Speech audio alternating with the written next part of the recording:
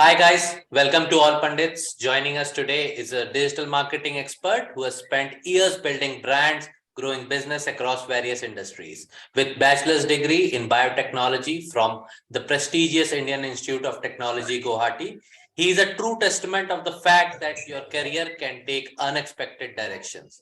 He has worked with global giants like Uber, Noon, and most recently, he's been leading the digital marketing efforts of CARS24 Arabia. From conceptualizing creative campaigns to analyzing user behavior driving growth, our guest is a problem solving powerhouse. Let's welcome Sai Chand Behera.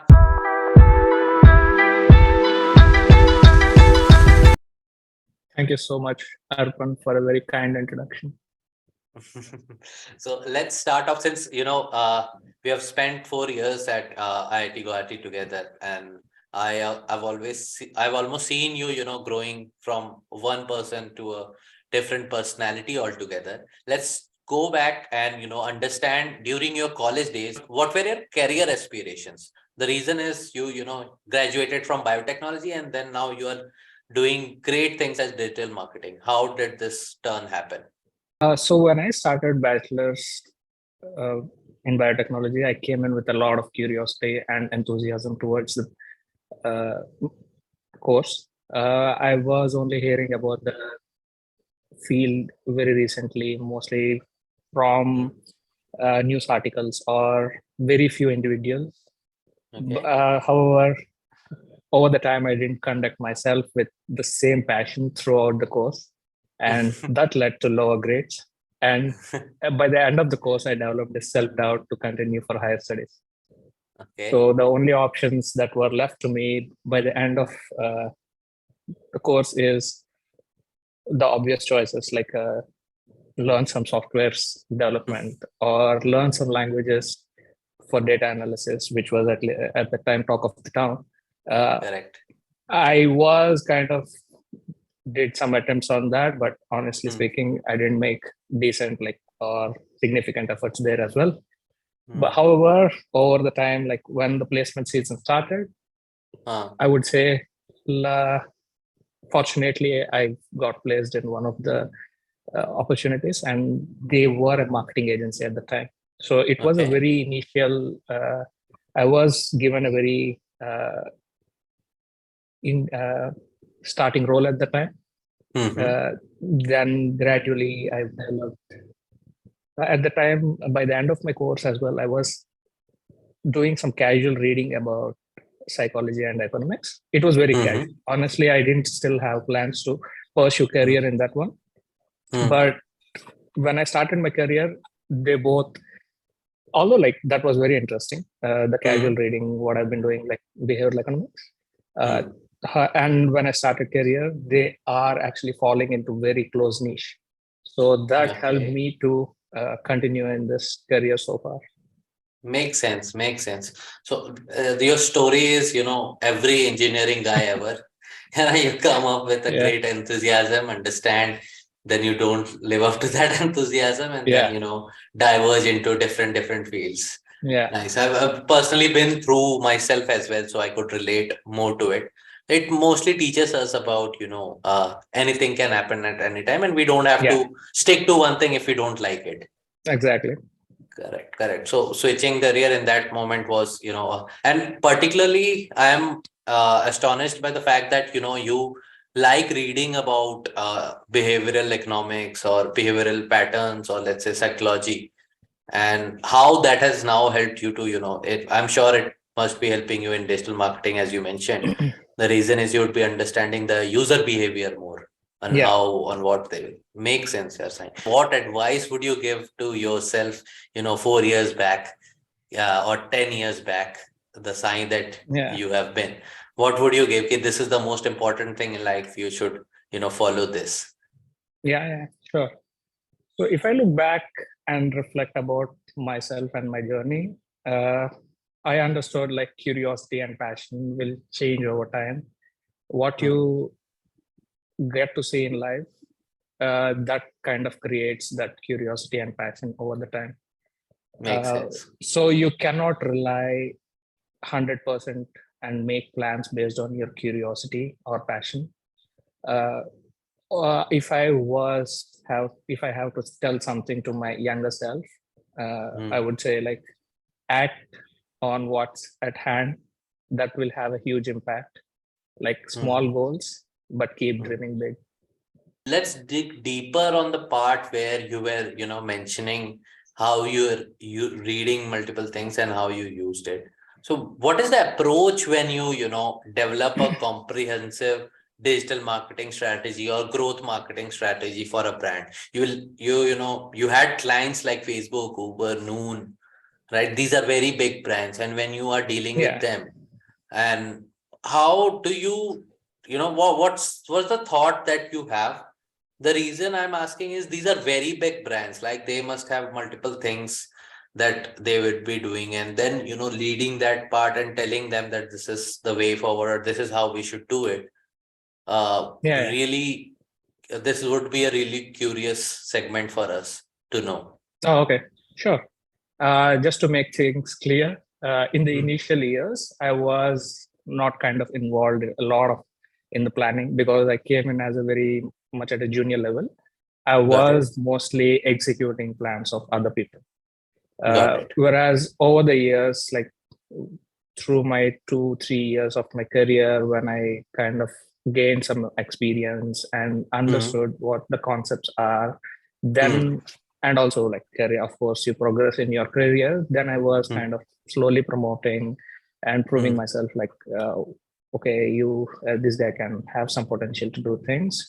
At that time, broadly speaking, you have whenever you walk into a room to plan anything, two things you have to make clear. What is the objective of this, whatever marketing campaign you're going to run, and what are the expectations out of it? Based on this, you will have a preliminary understanding of what your plan of action is going to be. Then you come back to the drawing board and plan how to communicate your objectives to the user and what mediums would help disperse this information much more effectively. At the same time, I majorly work in direct response marketing. Just for new people, direct response marketing means you don't kind of do a very long-term you don't expect a long-term effect of your campaign, but most of the times your objectives are to get a specific action out of the user when they see your campaign. Is it different for doing it for a small, let's say D2C brand, or small brands which are just startups that are recently getting into this, versus doing it for such large organizations? Both bigger brands and smaller brands have certain objectives. Primarily, the common things between both bigger and smaller brands is to keep generating and continuing with their business. So that is mainly like revenue generation and all those things. Whereas once you are an established brand, now your brand objective is not only revenue generation, but to be like a habit of the user. That time, you have to start telling a story about your brand, how it is impacting their lives, and how much it is useful being with the brand to continue. So then once you start establishing yourself as a business, then you have to change the narrative of you got to get into the storytelling part of as a brand. It's not only about the utility of the brand, but now you take more importance in their life. You have to justify that importance in life. Makes sense. And so that's why a lot of brands do few things earlier, few things later. Yeah, and exactly. Sometimes the timing also gets mismatched, and that's when problem arises. Yeah, exactly. Like once you establish, like you are able to do business and you have a decent or expected revenue generation is happening, now your objective is to capture the market or get deeper into user psychology, user behavior. At that time, your objective is to how can I not be replaceable? How do I get into the user's lives in a very casual way?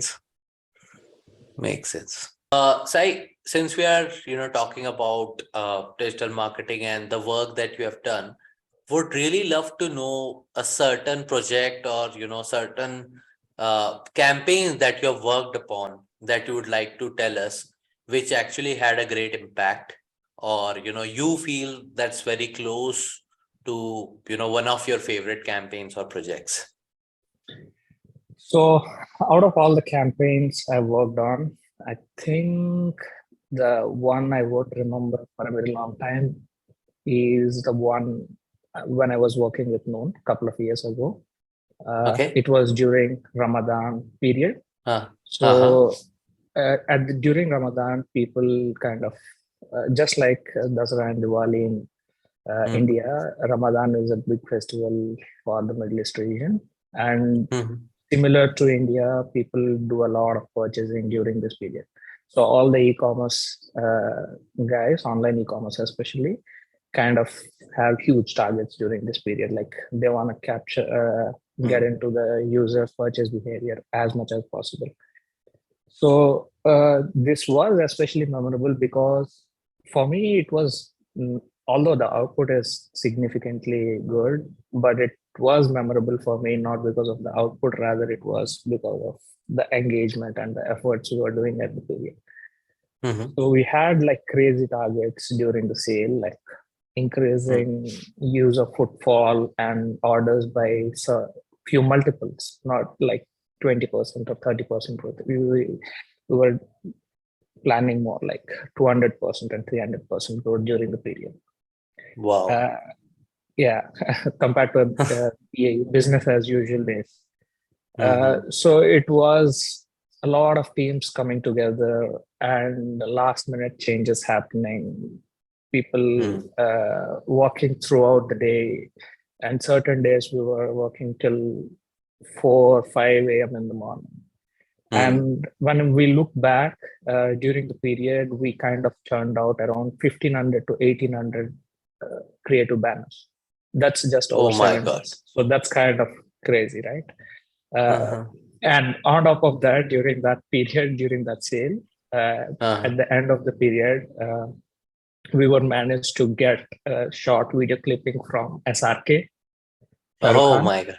Yeah, he was kind of promoting the sale. That was kind of a crazy thing. And it Mm-hmm. was not initially planned. It was kind of because the management knew someone who knew SRK and all those things. So he kind of did a favor and did a short clipping on to promote the sale. Nice. That was Nice. kind of the highlight of the show. So Hmm. it was very much memorable because it kind of reminded. By that time, I was kind of 3 to 4 years in my professional career. It Mm-hmm. kind of reminded me of my college days when we have those cultural events and everything where people come together and work throughout the night, right? So that was Correct. the most Correct. memorable part. Manthan and Yeah, other events. Yeah. So interestingly, first of all, I'd like our viewers to know Noon is kind of equivalent to yeah, Flipkart or Amazon in yeah. Middle East. Oh, It's we a have, e-commerce platform. yeah, we have Amazon and Middle East as well. So it is Mhm. kind of going against the giant. Got it. There are two things that I want to point out here. One is every guest that I've got has told some or the other thing about Manthan, which is our inter-hostel cultural festival. That makes so much sense to everyone that Yeah, that's a unity, teamwork, multiple yeah. things were taught, day and night Those hard are work.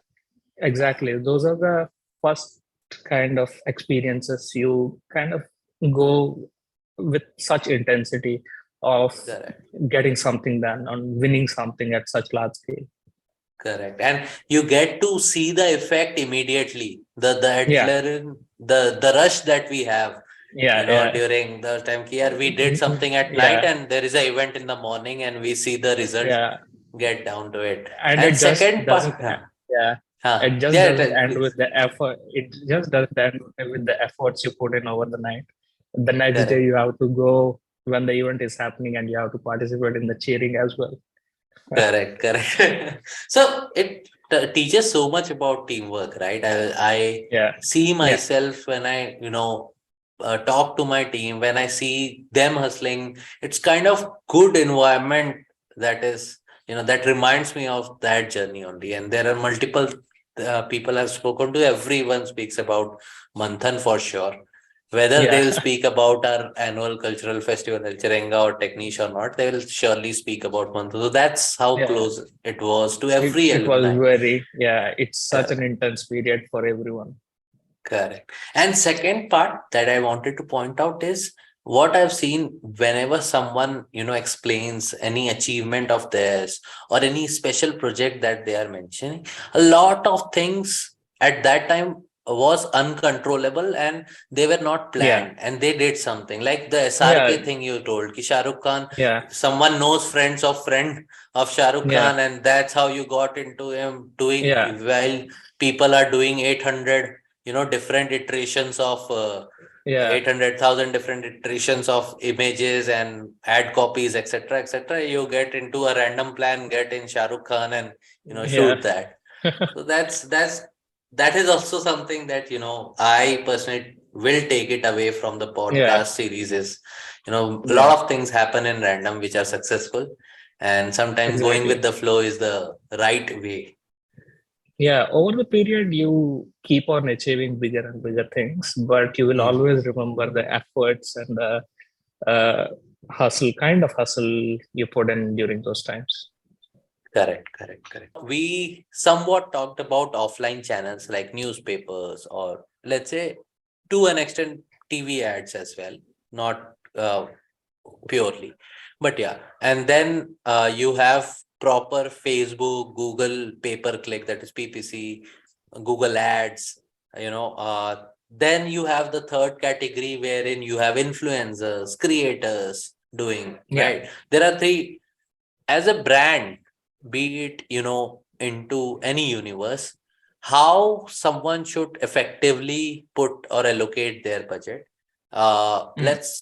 You can distribute the brands into 2 3 segments in whichever way you like, but how, as per your thinking, as per your understanding, how they should distribute their budget?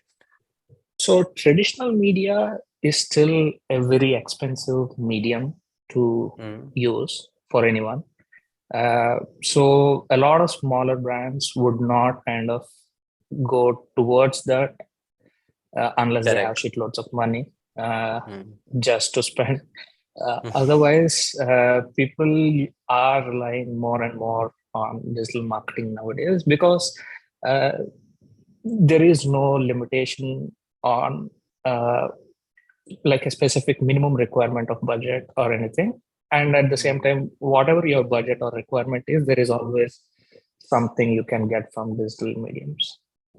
correct. And the targeting capabilities are much more accurate on digital channels compared to your traditional medium. Hmm. Got it. And So on the influence, yeah. yeah, so influencers have an altogether different role.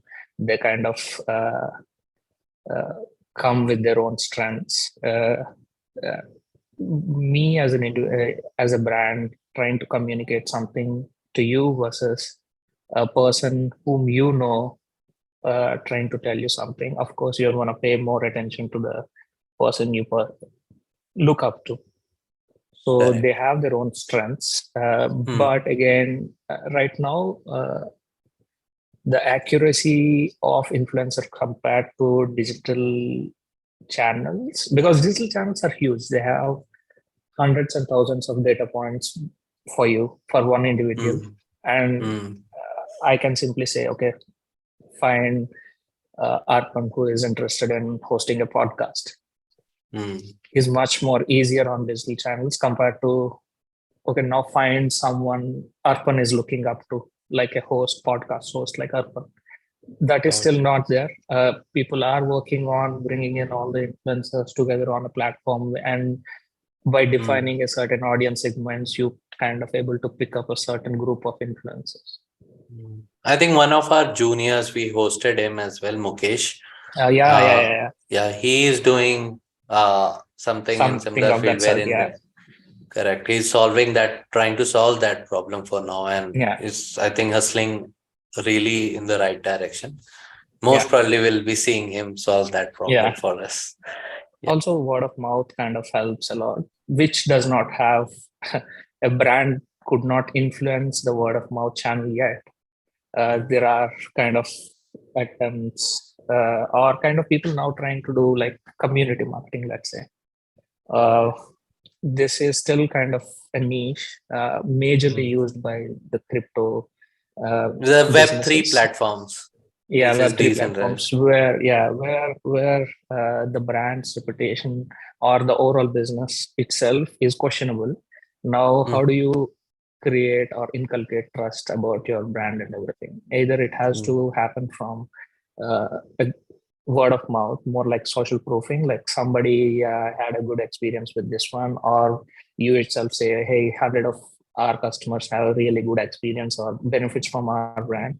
So what happens in community marketing is a lot of people who are interested come together in basic chat channels. They use a lot of Telegram, Discord, and everything, where they keep on engaging with users through their content, and others who have had benefits from the brand kind of again like Correct. support their claims. Moving on to our next question, wherein I wanted to dig deeper into your thoughts, how marketing would evolve in future.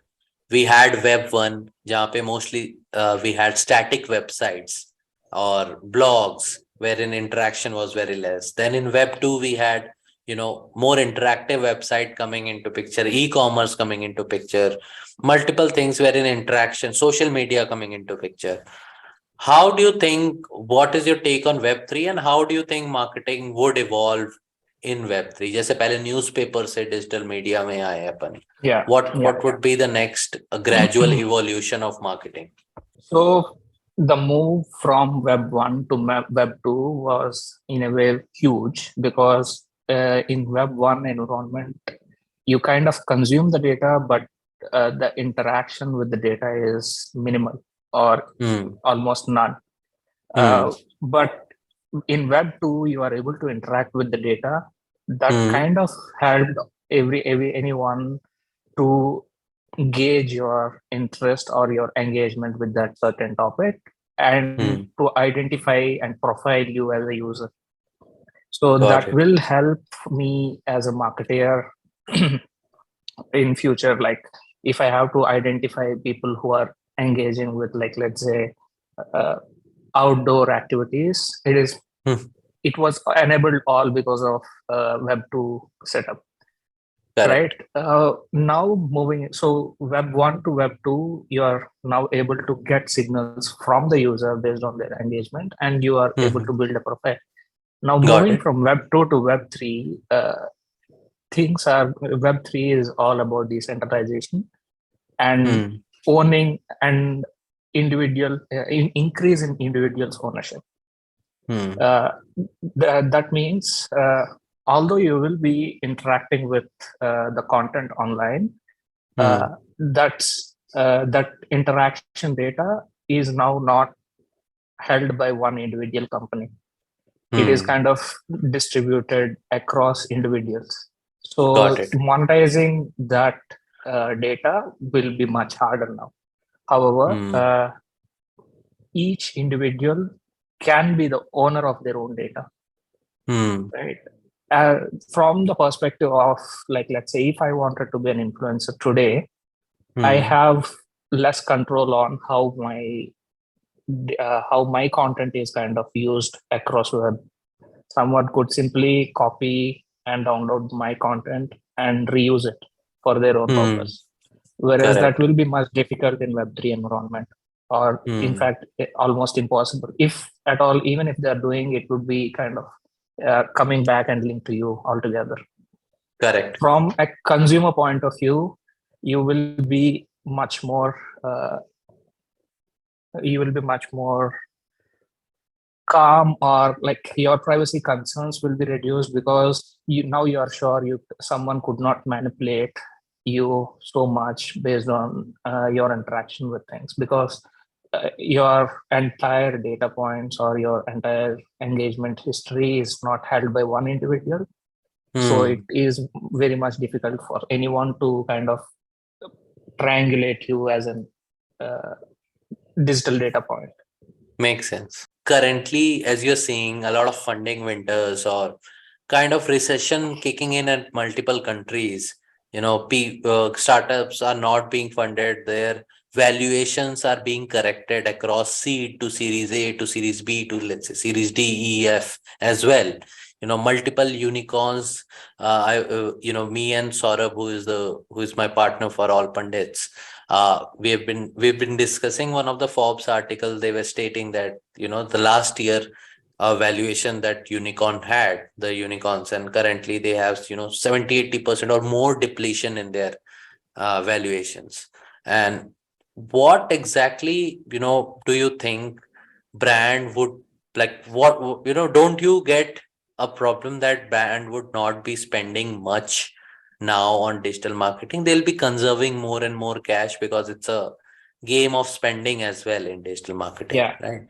So Yeah. what is your take on that? How would brand take this, or different companies would take this particular scenarios, or the current scenarios that are revolving around them?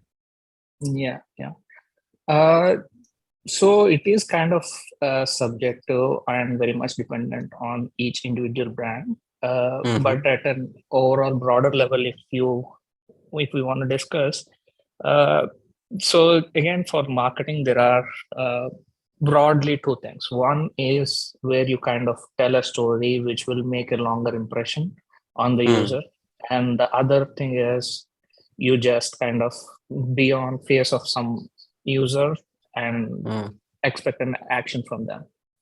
So the action based, like which usually call direct response marketing, is still considered as a requirement even during these days, because that kind of drives immediate business. Maybe not a effectiveness of it over long periods might be less, but it kind of drives business today, tomorrow, for a week or a month, as we see it. Correct. Yeah. Whereas the storytelling of the brand, as we discussed earlier as well, is more about how do you become a part of someone's life. Now, the question is how long the story you want to tell today will be relevant in the coming future. If you are confident enough that your story will be relevant for a long period, then brand should consider spending money to tell that story to everyone. Okay. If you are not super confident about the story you want to tell right now being relevant for a longer period of time, then of course you should consider waiting now. Maybe during this period, users requirements and considerations might change. Then, so that if you tell your story right now, maybe you don't have bank balance left to tell that effective story later on. Got it. It was really, enlightening session on the marketing part, especially the performance marketing part. In one episode, we covered with Mukesh, we covered the influencer marketing piece, how it's evolving currently. Our viewers must be, delighted with whatever thought process or whatever points that you have mentioned. Thank you for, becoming a part of AllPundits. At AllPundits, we're trying to bring in people, who are contributing significantly at their field, and trying in some way, passing all the knowledge, keeping it at YouTube, so that people who want to grow in this field or want to enter such fields can take some information. We always thought we never had this. And since most of them are, our college alumni, the trust factor becomes high. We also know the people we are bringing in. So we know what kind of knowledge they have to offer, and that way we can also promote it to our audiences. So thank you for being a part of this, and we loved hosting you. Thanks to you too. Thank you.